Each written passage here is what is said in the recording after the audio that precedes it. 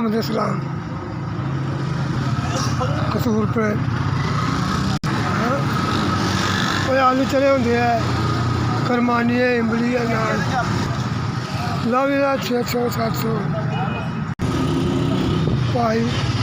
रेहड़ी बनाई दी है अपने बच्चे रोटी खवाना 4 बच्चे ने मेरे छोटे छोटे बच्चे ने रेहड़ी लाई दी है जो गरीबी था बस आम ही करी जाता थोड़ा बहुत खर्चा ला भी ना खर्चा मर्चा हालात तेन पता हालात ये ना कर हालात माड़े ही ने हालात भाई माड़े होंगे हालात नहीं करी गल भाई रेहड़ी मैं लाई दी है छोटे छोटे बच्चे ने 2 बच्चियां 2 बच्चे ने बच्चियां ब्याह वाली होई दी है हालात मेरे हो ने कोई मैं कर नहीं सकता हो छोटी रेहड़ी लाई दी है ये थोड़ा बहुत खर्चा मुर्चा लाई दिया तो बच्चियां मेरिया ब्याह के काबल ने इन्हें मैं कोई 4 चीज़ें दे कर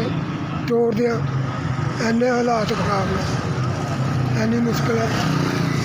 माड़ा बंदा महंगाई बहुत हो गई थी महंगाई च बंदा कुछ नहीं कर सकता बच्चे नहीं मैं तोड़ सकते अजे तक गरीब आदमी रोटी लाभी और की चाहिए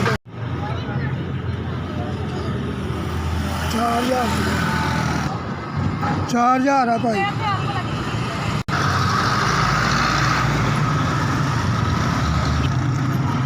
मोबाइल तो क्या है हाँ इन्ने नहीं मैं कर सकता मोबाइल ले ला इन्ने हालात हो तो मोबाइल ना हो मेरे को मार लो 4,000 रुपया मेरे पहुँचे अल्लाह तुम्हारी जिंदगी करे जिन्हें भी अल्लाह ताला भेजे मैनू उसका भला हो सब खैर खरीद हो अल्लाह उन्होंने होर दे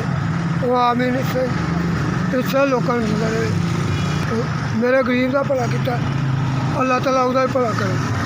सब का भला करे सब की रहमत करे।